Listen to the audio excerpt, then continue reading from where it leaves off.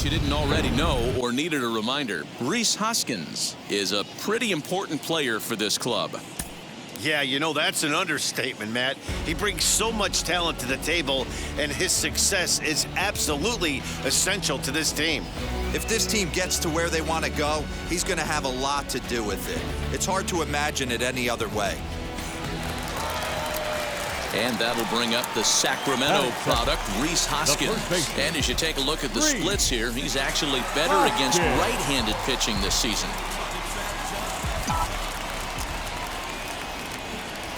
From the stretch.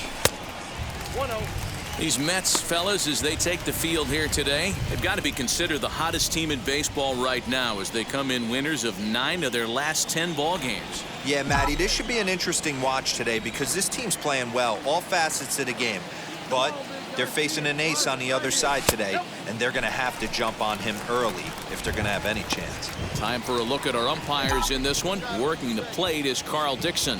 Hey, D-Row, one of the things you have to be aware of as a hitter from Carl Dixon, he'll call that high strike. Yeah, he will. So you better be on top of your game with 2 strikes, because if they elevate, good chance Carl Dixon's punching your ticket. Yeah, the rain starting to intensify here. It's coming down a little heavier now. We'll see how much longer the umpires can wait. Well, you could say that again, Matt. It's raining cats and dogs out there. Make sure you don't step in a poodle. I think it's time to get the grounds crew out. McCutchen on at first, nobody out.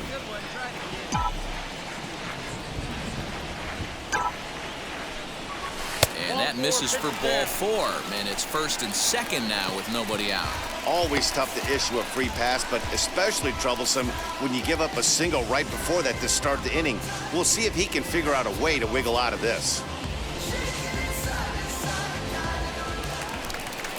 Here's Bryce Harper now. He's got that average up over the 290 mark to begin play. Hot hitter, and he's swinging it really well right now. Last 10 games, hitting well over 300. A good hitter that is in fuego right now. Fastball swung on and missed for the first out.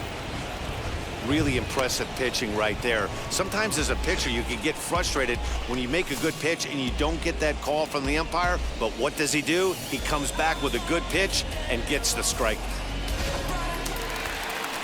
Couple of runners on base with 1 down, and that brings up JT Realmuto. The catcher, JT Realmuto. Here's the 1-2 delivery, and a swing and a miss as they got him with the slider there, 2 away. Well, his struggles continue.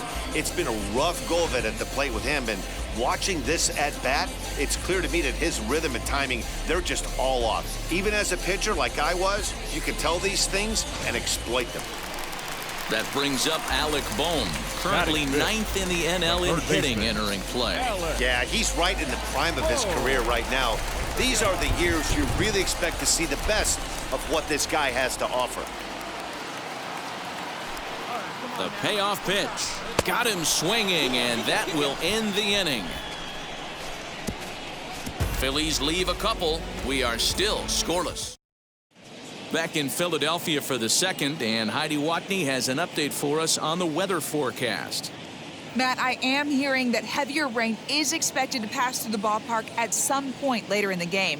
The umpiring crew would, of course, like to get this one in uninterrupted, but it is possible that we could be looking at some sort of a delay if they determine the weather is impacting the play on the field. Next to bat will be Rhys Hoskins. He drew a base on balls his first time up. Rhys Hoskins. Comes set. Here's the 0-0 pitch. A swing and a shot hit down the corner. And that nearly broke our scoreless tie. Instead, it's a foul ball. Just not able to let that breaking ball travel enough right there. You could see his eyes light up when that popped out of the pitcher's hands, and he just hooked it foul. Swung on and hit softly on a line, but that'll get foul. It's 0-2 now. McCutchen gets his lead at first, nobody out.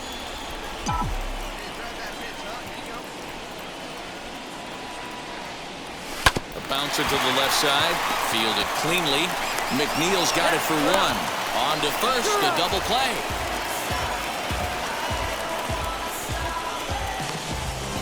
Boy, and that's a great play there at short.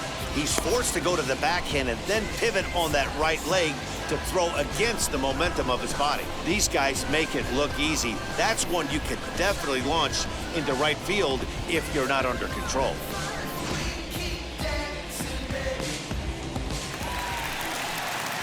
Stepping in next, Rhys Hoskins. He was a double play victim last time around. Yeah, rolling into a 2-ball will eat at you for the rest of the game at least. So you know he wants to make up for it right here. From the stretch, here's the pitch. From an offensive standpoint, this is where you got to push the throttle right here. You've had a couple hits in the inning. You got a 1-0 count leverage. Let's see if he can gap something. A swing and a ground ball to third. And the 2-out threat won't pay off. The inning is over. Phillies leave a couple as they're unable to add to their 2-1 lead. Digging in will be Rhys Hoskins. He'll try and get something started in the home half of the seventh. Rhys Hoskins.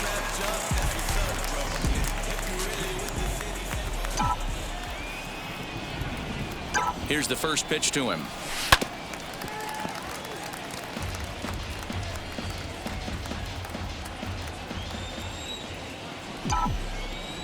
On its way, the 0-1 pitch. Well, he's got him in the palm of his hand now. It's 0-2. Wow, I think the heart of this system is right on top of us because it is really coming down out there. This isn't an easy sport to play in the rain.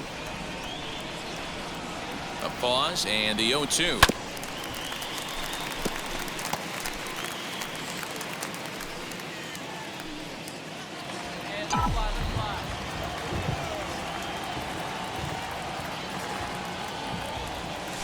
Grounded to short.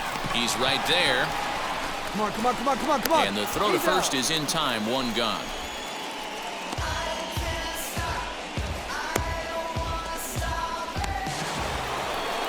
So here's Pete Alonso. His career numbers against Hector Neris. He hasn't had much success, just 2 for 11. He's also been a strikeout victim 6 times. Here now the 2-2. And he gets him to pop it up on the right side of the infield. And there's out number 2.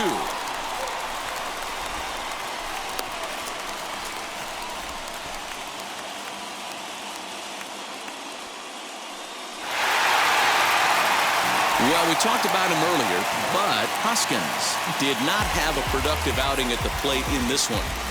No, he didn't, but you know what? He turned in some quality ABs, made some loud contact, and that's really all you can ask for.